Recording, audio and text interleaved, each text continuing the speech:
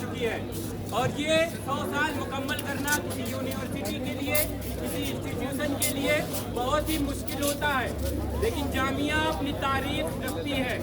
جامعہ کوئی ایسی انسٹیٹیوشن نہیں ہے کہ کسی سرکاری فنڈ سے جو ہے وہ بنا دی گئی، سرکار نے زمین دے دی اور وہ بن گئی۔ اس کی ہسٹری بہت ہی ریولوشنری ہے۔ آپ سمجھ سکتے ہو کہ کس طریقے سے جامعہ ملیہ اسلامیہ 1920 میں قیام میں آئی۔ جامعہ ملیہ اسلامیہ نہ صرف 1920 میں بنی ہے، اس کے پیچھے بھی اس کی بہت بڑی ہسٹری ہے۔ میں آج آپ سب کو، یہاں کے پرشاسن کو اور اس سنگھی پنڈوں کے اور ان کے چمچوں کو بتانا چاہتا ہوں کہ یہ جامعہ کسی پولیس سے، کسی ایڈمنسٹریشن سے اور کسی جو ہے سنگھی چمچے سے ڈرنے والی نہیں ہے۔ جامعہ کے بچے کسی چیز سے ڈرتے نہیں ہیں۔ 1920 میں بھی جب جامعہ ملیہ اسلامیہ کا قیام ہو رہا تھا، علی گڑھ مسلم یونیورسٹی کے مسجد میں جب کچھ لڑکے اکٹھا ہوئے تھے، تب بھی وہاں کے ایڈمنسٹریشن نے، وہاں کے پولیس پرشاسن نے ان بچوں کو، ان چھاتروں کو، ان طلبہ کو آفیسز میں بلا کے ان کے گھر پہ کال کر کے یہ بات کہا کہ اپنے بچوں کو سمجھا لو، اگر وہ سرکار کے خلاف بولیں گے، اگر وہ انگریزوں کے خلاف بولیں گے، اگر وہ ستا کے خلاف بولیں گے تو ان پہ FIR ہو جائے گا، ان کی زندگیاں برباد ہو جائیں گے اور ان کو جو ہے کچھ کرنے کے لائق نہیں بچیں گے وہ۔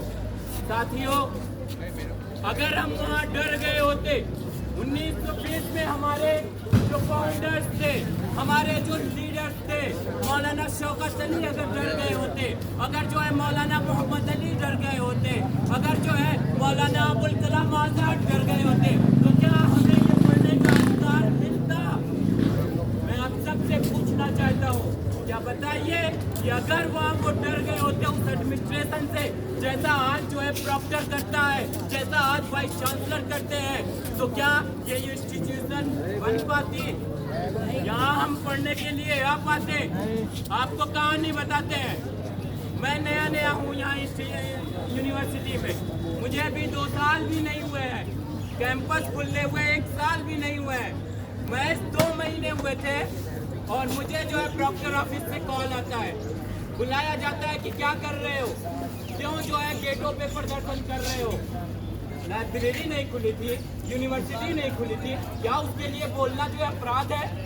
کیا اس کے لیے بولنا، سوال کرنا جو ہے گناہ ہو گیا ہے؟ وہ بلا کے ہم سے کہتے ہیں کہ دیکھو بات کو سمجھو، سرکار ہماری نہیں ہے، وہ ہمارے اگینسٹ میں FIR ہو جائے گا، زندگیاں تباہ ہو جائیں گی، آپ پڑھ نہیں پاؤ گے۔ تو کیا ہم غلامی کی زندگی جیے یہاں پہ؟ نہ بولے تو کیمپس نہیں کھلے گا۔ انہوں نے فیز وائز کیمپس کھولنے کی بات کی تھی، لیکن آج تک جامعہ کی ریڈنگ ہال 2 بجے تک نہیں کھلی۔ وہ فیز وائز کہاں گیا؟